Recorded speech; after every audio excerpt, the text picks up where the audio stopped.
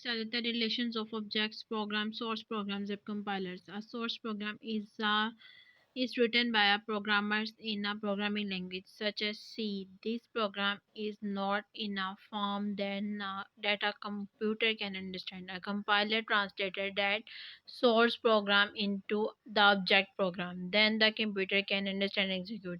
अब क्या होता है कि सोर्स प्रोग्राम जो होता है वो रिटर्न होता है कंप्यूटर लैंग्वेज में यानी कि सी में, और जो होता है ये प्रोग्राम जो होता है कंप्यूटर अंडरस्टैंड नहीं कर सकता, इसलिए हमें यह कंपाइलर को यूज़ करना पड़ता है या सोर्स कोड का यूज़ करना पड़ता है ताकि जो हमारा प्रोग्राम जो है वो ऑब्जेक्ट को जो है वो कंप्यूटर लैंग्वेज में चेंज हो जाए और ताकि वो कंप्यूटर जो इजीली अंडरस्टैंड और एग्जीक्यूट कर सके। उसके बाद आता है प्रोग्रामिंग टेक्निक्स। अब प्रोग्राम्स की कुछ टेक्निक्स होती हैं। Computer programs are developing by use different programming techniques. Some important programming techniques are as following: standards programming, sequence structures,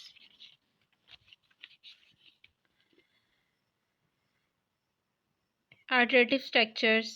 उसके बाद reliability, इसकी कुछ एडवांटेजेस हैं। उसके बाद object oriented programming, event driven programming and visual programming. अब आ जाते हैं structure programming. Structure programming is a programming technique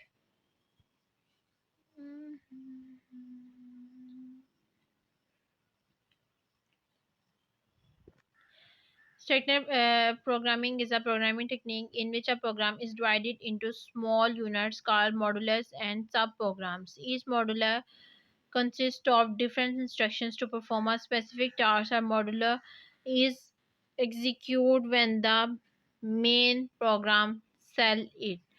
When main program call a modular, then control move to the call modular temporarily. The control move back to the main program after executing the instructions of the modular. Structure program is a easier and simpler technique for writing programs, making programs easier to write, check, read, and modify. The techniques use only three types of instructions, so the program are not complex. Some structures programs use the following type of instructions. अब इसमें क्या होता है कि इसमें programme technique use होती है programmes को राइट करने के लिए, यानी कि एक स्मॉल यूनिट्स ऑफ या सब प्रोग्राम होता है, ठीक है, जिसे हम कॉल करते हैं।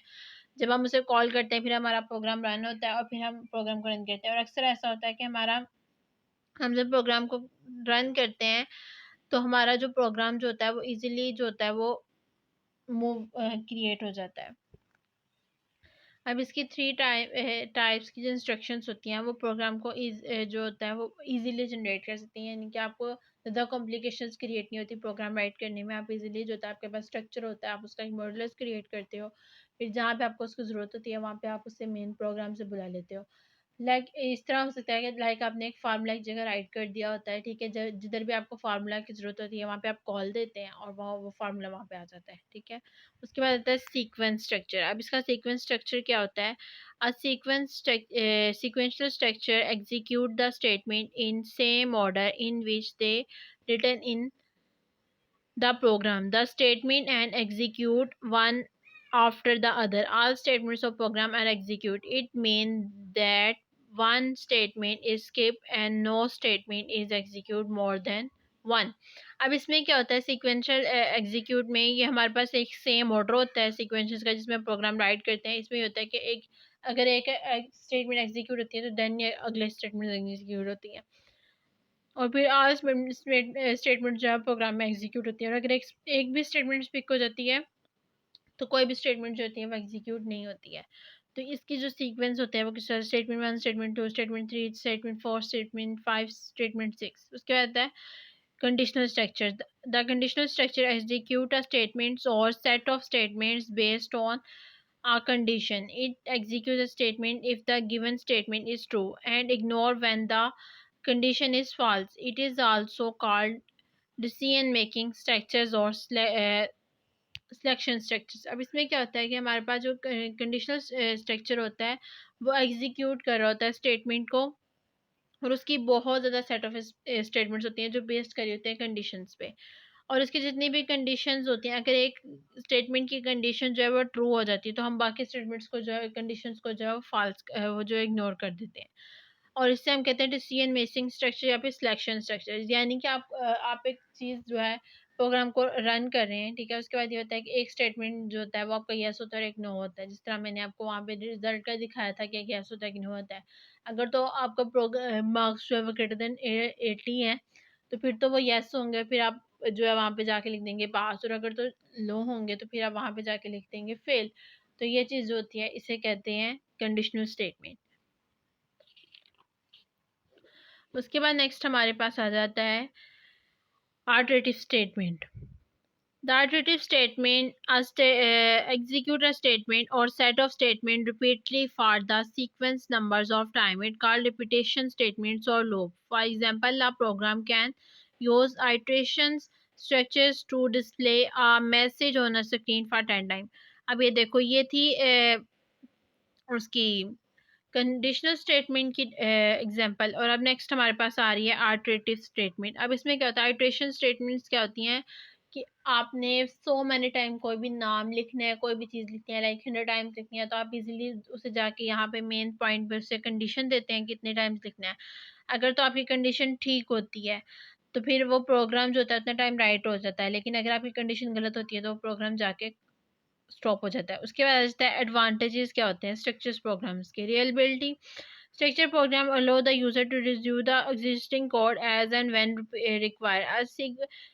A frequency used code can be written in block with the statement this block of code can be executed again and again without writing the same code again. अब इसमें क्या होता है कि प्रोग्राम को लो होता है कि जो हमारे पास एग्जिस्टिंग कोड होता है हम इसे इजीली यूज़ कर सकते हैं। उसके बाद ये होता है कि इसमें हमें ब्लॉक टाइप जो होता है हम स्पेसिफिक नेम्स के साथ ब्लॉक्स बना के लिखते हैं, और हर ब्लॉक जो होता है वो अगेन एंड अगेन एग्जीक्यूट होता है तब तक जब तक हमारा और इस एग्जीक्यूट होता रहता है, हमारी रनिंग होती रहती है, और रनिंग होकर फिर बाद में जब हमारे सारे स्टेटमेंट्स एग्जीक्यूट हो जाते हैं फिर हमारा प्रोग्राम स्टार्ट हो जाता है। इसमें होता है कि हम दूसरे एक कोड को 2 दफ़ा राइट नहीं कर सकते हैं। उसके बाद आ जाता है easier to code. It is easier to write small blocks of code instead of writing up long program as whole. It allows the user to focus on specific program in a particular block. अब इसमें होता है कि इसमें small blocks बना दिए जाते हैं कोड के जिन्हें हम इजीली राइट कर सकते हैं।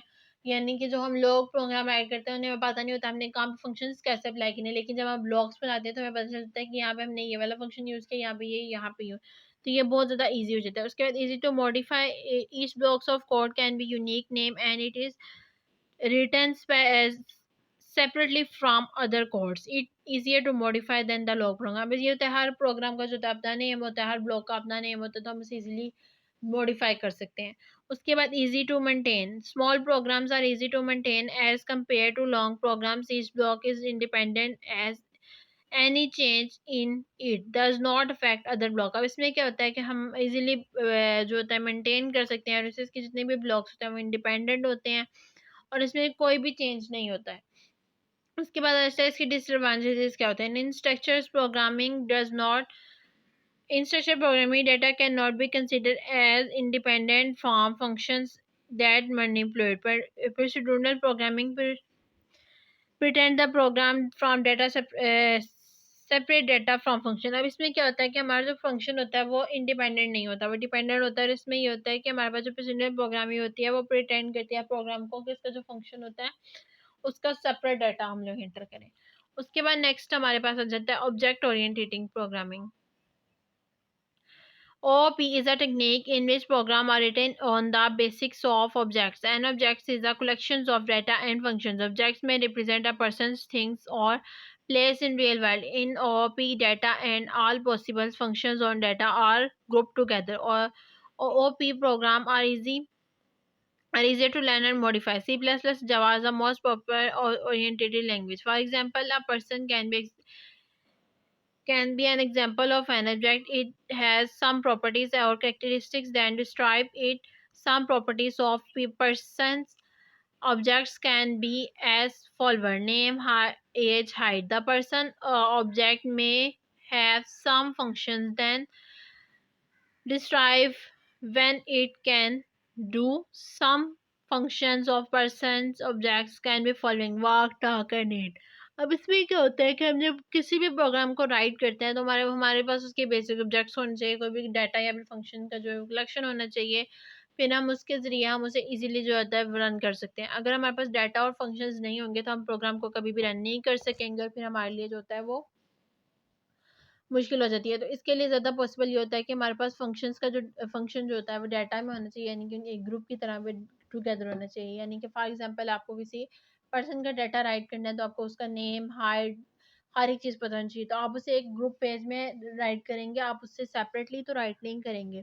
उसके बाद इसमें ये चीज़ आ जाती है कि जब भी इसमें कोई भी प्रोग्राम राइट किया जाता है ऑब्जेक्ट ओरिएंटेड प्रोग्रामिंग में, तो एक तो हमारे पास डाटा होता है, यानी कि हमें यूजर डाटा, उसके बाद हमें फंक्शंस भी दिए जाते हैं कि हमने कौन कौन सा फंक्शंस कहाँ कहाँ परफॉर्म करना है। हम खुद से फंक्शन कोई परफॉर्म नहीं करते हैं, हमें जो यूज़र होता है वो फंक्शन जो होता है वो प्रोवाइड करता है। यानी कि जो सी प्लस प्लस और जावा है वहाँ पे हमें फंक्शंस प्रोवाइड किए जाते हैं, फिर हम उन फंक्शंस को देखते हुए हम जो है वो प्रोग्रामिंग करते हैं।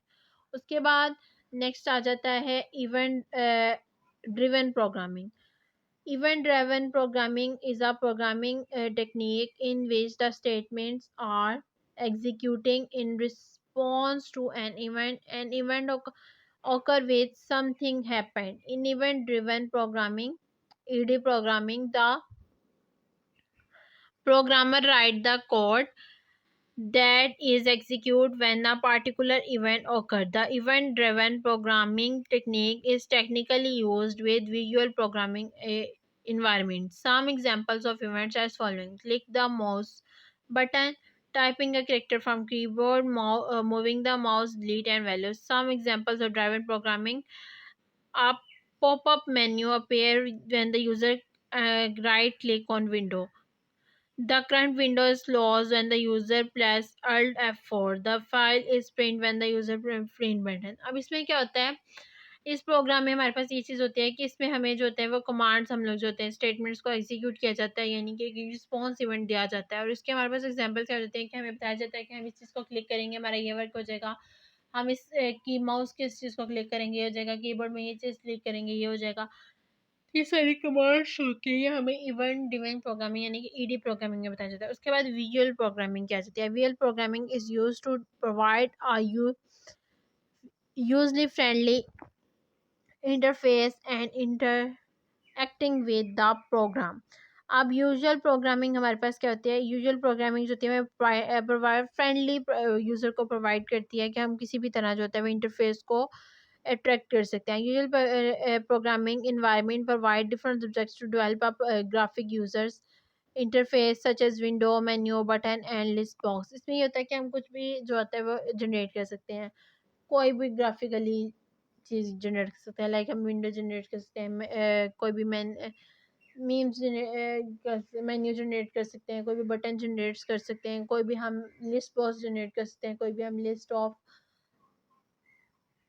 उसके बॉक्सेस जनरेट कर सकते हैं, लिस्ट ऑफ टेबल जनरेट कर सकते हैं, लिस्ट ऑफ चेयर्स जैसे कुछ भी जनरेट कर सकते हैं। Program can select an object from the tool box to use the program. इसमें ये होता है एक टूल बॉक्स यूज होता है जिसमें हम प्रोग्राम को जो होता है वो ऑब्जेक्ट्स को सिलेक्ट करते हैं।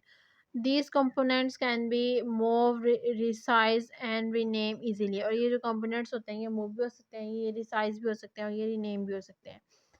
The real programming environment program to design the user interface and then attach the code with each object. The attached code is executed when the user insert with different subject. For example, a window is closed when close button is clicked. Some examples of popular visual programming environment is the visual studio NET and NetBeans. अब देखो आपको, अब अक्सर students का जो होता है ना, हम लोग ये चीज़ सोचते हैं कि हम कोई भी बटन क्लिक करते हैं हमारा फंक्शन जो होता है कैसे बंद हो जाता है कैसे।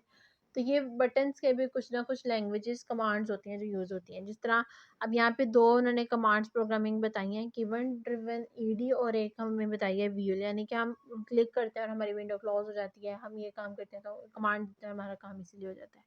उसके बाद नेक्स्ट इसके कुछ एडवांटेजेस हैं और डिसएडवांटेजेस हैं। Advantages features of real programming language. सब advantages of real programming language are following. Programming is easy to learn, यानी कि इसे हम बहुत इजी से लर्न कर सकते हैं और बहुत इजी से सीख सकते हैं। Programmer does not have to write code to create components.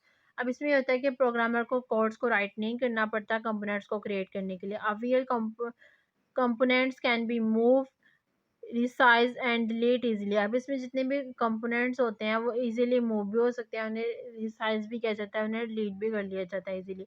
आप program can create the user interface easily, और जो प्रोग्राम होता है वो इजीली यूजर इंटरफेस को क्रिएट कर लेता है।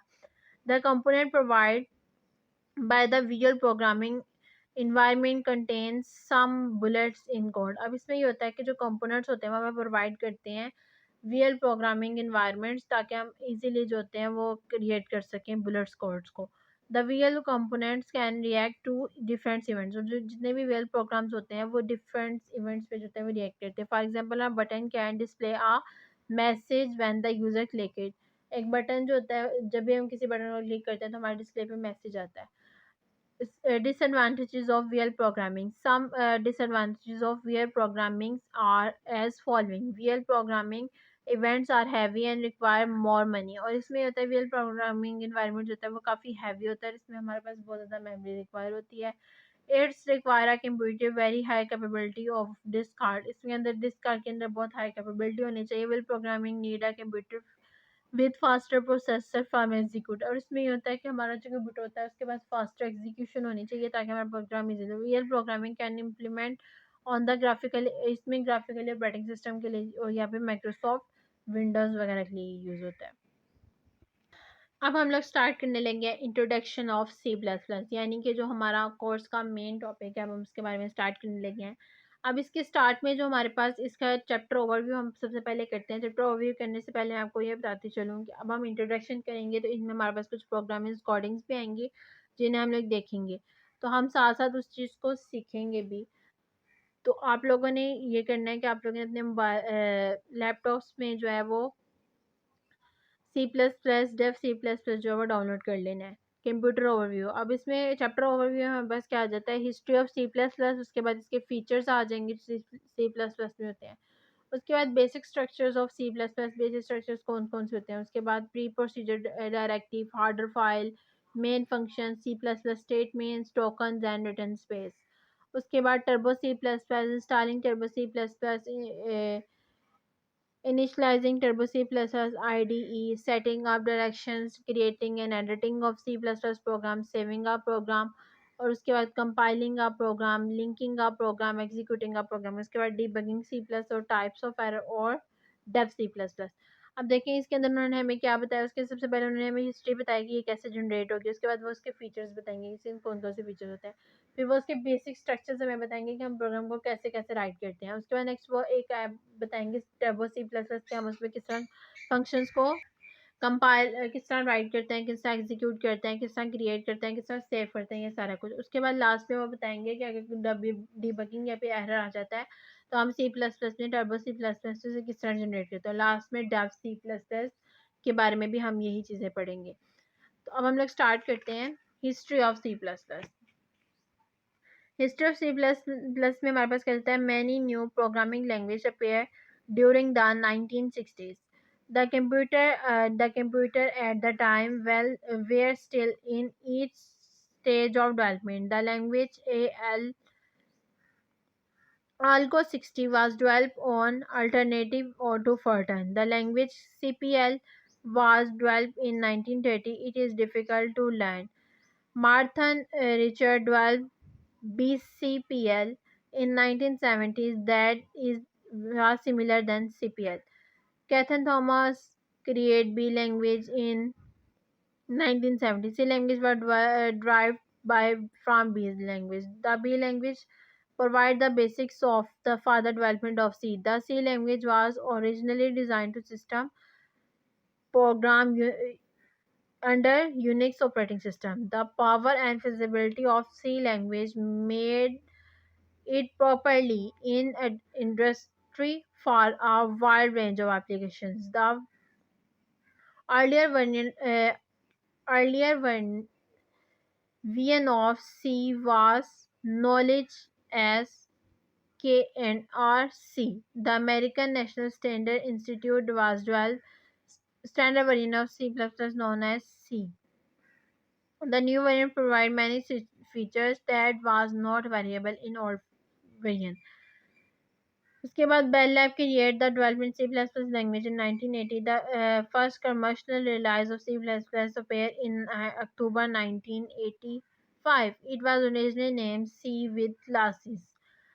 It was an improved version of C language. C++ allows the use for programming techniques known as object-oriented program. C++ was refined during 1980 and it became a unique language. It was very much capabilities with the code of C, providing the most important characteristics of C. ANIC committee beginning the development of specific structures of C++ in 1990. In mid 1998, ANIC and ISO C++ language standards were improved. The standard is used by most the compiler use techniques. C++ become very popular programming language to develop various types of applications. अब उन्होंने हमें ये बताया कि हमारे पास किस तरह जो है वो ये लैंग्वेज जनरेट हुई थी. अब इस लैंग्वेज जनरेट करने से पहले हमारे पास सो मैनी लैंग्वेजेस जनरेट हुई, फिर जाके जनरेट हुई. सबसे पहले कौन सी लैंग्वेज जनरेट हुई? ALGO 60. ये डेवलप की गई थी फॉर्टन लैंग्वेज से. फॉर्टन लैंग्वेज से फिर बाद में CPL जनरेट हुई. जब CPL जनरेट हुई वो 1960 में डेवलप हुई थी. उसके बाद ये बहुत ज़्यादा डिफ़िकल्ट थी इसे लर्न करना, इसे जनरेट करना, इसे मॉडिफाई करना, ये सारा कुछ इसमें बहुत डिफ़िकल्ट था. उसके बाद उन्होंने ईजियर लैंग्वेज जनरेट की BCPL. ये भी सिमिलर थी CPL से, लेकिन ये थोड़ी सी जो थी ना वो चेंज थी, यानी कि आप इसे मॉडिफाई कर सकते. फिर 1970 में बी लैंग्वेज जनरेट हुई. इसे सी लैंग्वेज से ड्राइव किया जाता है. उसके बाद ये जब डेवलप हुई तो उसके थोड़े अरसे बाद जो है सी लैंग्वेज का जो है वो रीजनल डिज़ाइन डेवलप हुआ किससे? यूनिक्स ऑपरेटिंग सिस्टम से. और ये बहुत पावरफुल और फिजिबिलिटी लैंग्वेज थी. उसके बाद अमेरिकन स्टैंडर्ड्स ने जो एक वेरिएंट जनरेट किया था ANSI-C, यानी कि ये भी सी लैंग्वेज का था. इसका न्यू वेरिएंट जो है वो प्रोवाइडेड है मैनी फीचर्स के साथ, लेकिन ओल्ड वेरिएंट जो है वो अभी प्रोवाइड नहीं है. उसके बाद एक बेल लैब्स है, उसके अंदर C++ को 1980 में जनरेट किया गया, लेकिन उसे फर्स्ट जब लॉन्च किया गया तो वो 1985 में अक्टूबर के अंदर लॉन्च किया गया. और इसे सी विद क्लासेस जो है ये इसका ओरिजिनल नेम है, सी विद क्लासेस. और ये इम्प्रूव वर्जन है सी लैंग्वेज का. इसमें हम क्या करते हैं, इसमें जो हमारे पास प्रोग्रामिंग टेक्निक यूज़ होती है वो ऑब्जेक्ट ओरिएंटेड प्रोग्रामिंग यूज़ होती है. और ये प्रोग्राम लैंग्वेज जो है ये इसे हम इजीली मॉडिफाई कर सकते हैं. ये बहुत ज़्यादा इजीली और ये वेरी पॉपुलर लैंग्वेज है डेवलप करने के लिए डिफरेंट टाइप्स ऑफ एप्लीकेशंस. उसके बाद इसके अंदर कौन कौन से फीचर्स आ जाते हैं? फर्स्ट आ जाता है कन्वीनियंट लैंग्वेज, सेकंड आ जाता है वेस्टर्न लैंग्वेज, थर्ड आ जाता है केस सेंसिटिविटी, और फोर्थ आ जाता है मशीन इंडिपेंडेंट. फिफ्थ आ जाता है ऑब्जेक्ट ओरिएंटेड, फोर्थ सिक्स आ जाता है modular programmer, standard libraries, hardware controllability, speed, popular language और सी कैपेबिलिटी. अब ये तो मैं आपको पढ़ाऊंगी, लेकिन इससे पहले मैं आपको सी लैंग्वेज का स्ट्रक्चर दिखा देती हूँ. यहाँ पे हम प्रोग्राम राइट करते हैं, ठीक है. यहाँ पे जो है ये आपकी फाइल्स हैं, ठीक है. अगर आपने न्यू ओपन करनी है तो आप न्यू ओपन फाइल कर सकते हैं, ठीक है. उसके बाद नेक्स्ट यहाँ पे आप सेव अगर करना है कोई फाइल, इम्पैक्ट कर सकते हैं, इंपोर्ट कर सकते हैं. उसके बाद अगर आपने प्रिंट करना है तो आप फाइल को प्रिंट कर सकते हैं और इसकी हिस्ट्री को क्लियर कर सकते हैं, ठीक है.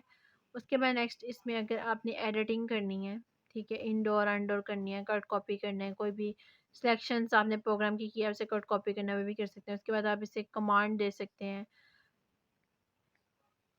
ये सारा कुछ इसके अंदर है. इसके बारे में हम डिटेल पढ़ेंगे कि ये सारा कुछ क्या होता है. उसके बाद नेक्स्ट आ जाता है सर्च.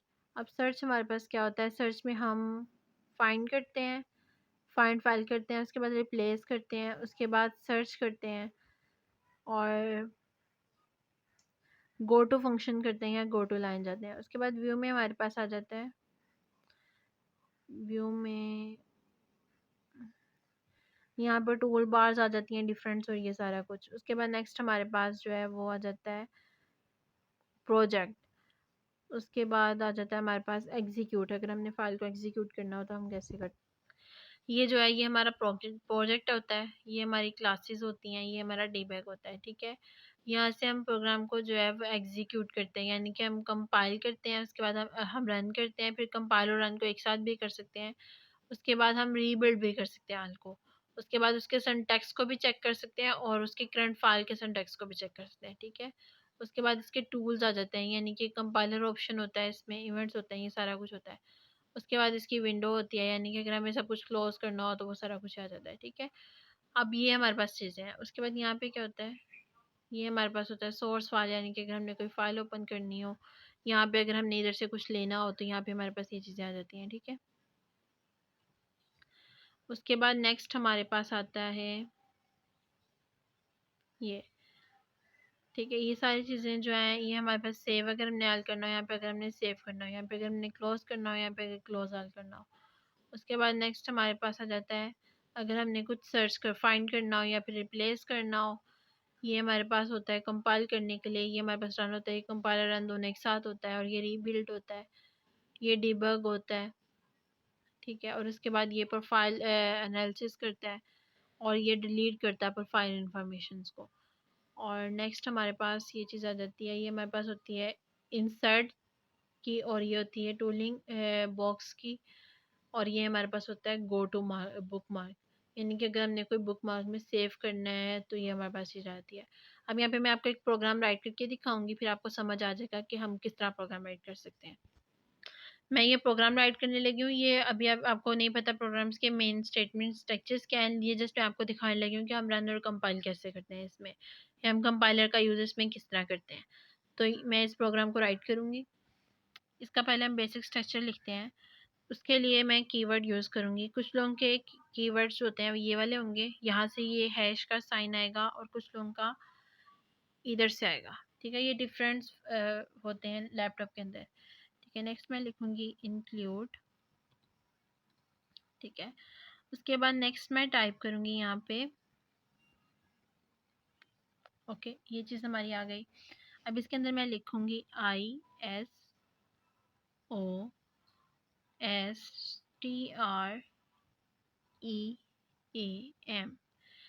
जो उसका होता है ना सी लैंग्वेज का, वो चेंज होता है और इसका चेंज होता है, ठीक है। उसके बाद डॉट आ जाएगा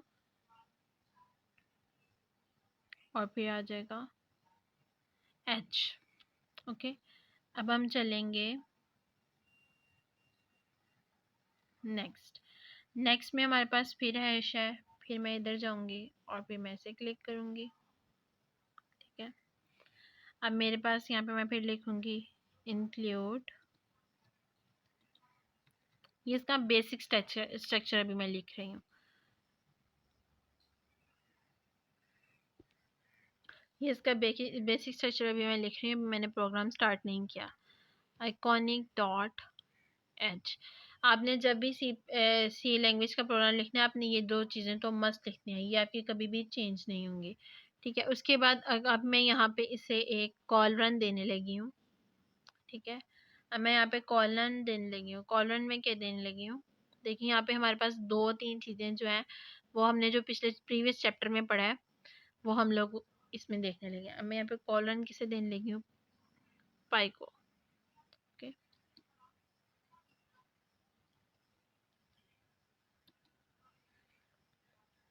क्या 3.141, ओके।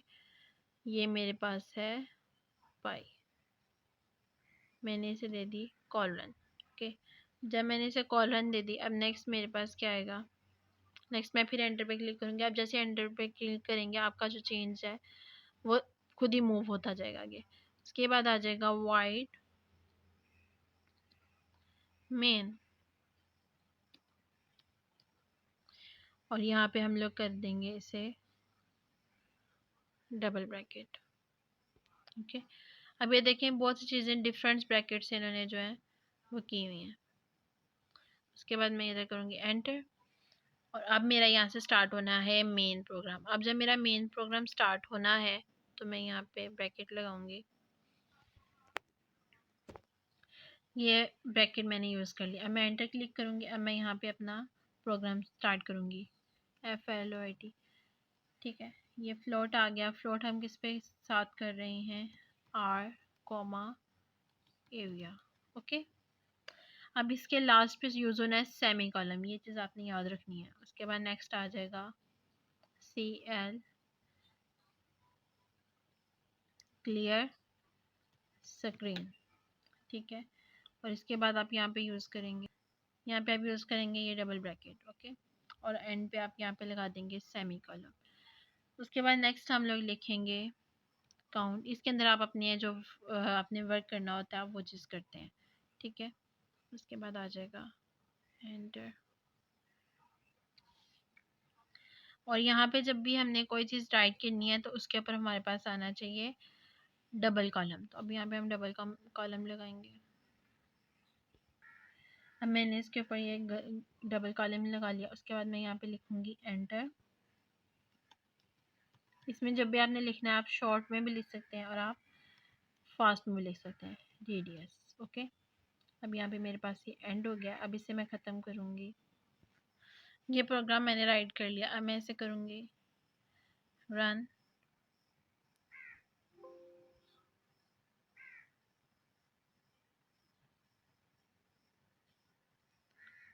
ये पहले मैं इसे सेव कर लेती हूँ।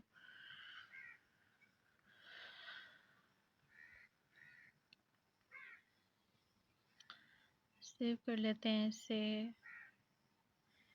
Radius data, okay.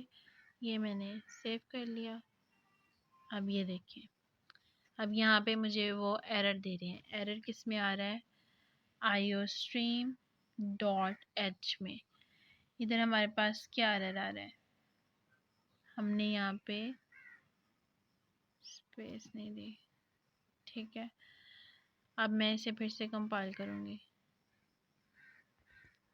अब देखिए यहाँ पे उन्होंने मुझे बता दिया कि मेरे स्पेलिंग गलत है, ठीक है। अब मैं कंपाइल और रन करूँगी, ठीक है।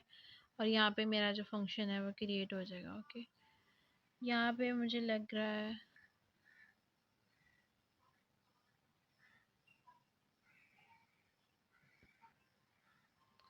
ये हमारा फंक्शन था, ठीक है। हमने इसे इस तरह राइट किया है। अब हम इस फंक्शन को जो है वो ईजिली जो है वो रन कर सकते हैं, ठीक है। जब हम इसे रन और कंप्लाइन करेंगे तो फिर हमारा यहाँ पे जो है आंसर क्रिएट होता है, ओके। आई होप सो कि आपको हमारे इस लेक्चर की समझ आई होगी। Thank you for the watching, take care and अल्लाह हाफिज़। और उसके अलावा जो हमारा प्रीवियस लेक्चर है उसमें हम लोग इसके फीचर्स पढ़ेंगे और बाकी सारी डिटेल्स पढ़ेंगे। और इंशाल्लाह हमारा जो फंक्शन है वो ईजिली जो है वो हो जाएगा। Thank you for the watching. Take care and love.